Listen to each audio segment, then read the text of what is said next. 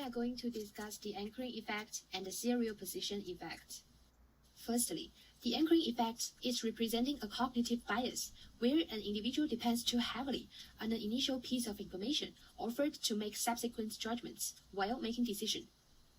An example of the anchoring effect in our daily life is a sense of a city. It is mostly based on the cognition of a certain place in the city where you first visit it.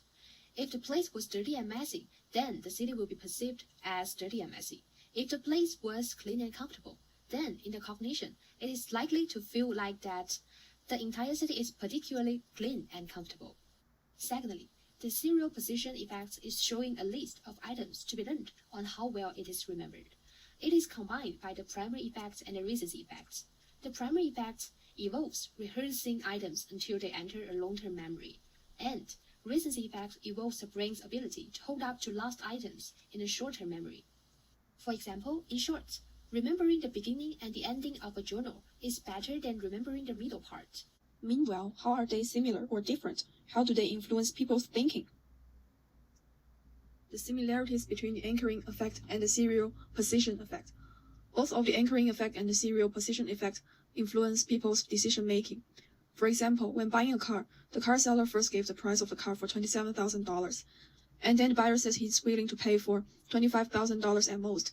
In the end, the buyer found out that it only worth $22,000. The buyer pays $3,000 more than what he should pay because of the anchoring effect, and thus, his decision-making is influenced by it. It also influences people's memories and impressions. The buyer might estimate the price of the car before the seller tells him the price.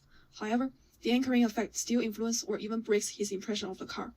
Similarly, serial position effect also influences people's decision-making. Consider this example. A TV show names out the top 10 best places to live.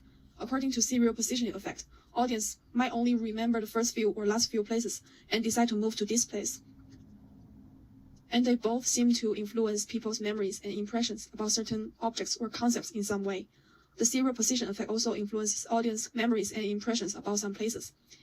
An audience might have been to New York before, and Metro makes she think that the city is dirty and bad to live. However, after hearing New York in the end of the list, she might think, oh yeah, New York is not that bad, and perhaps she will move to New York someday.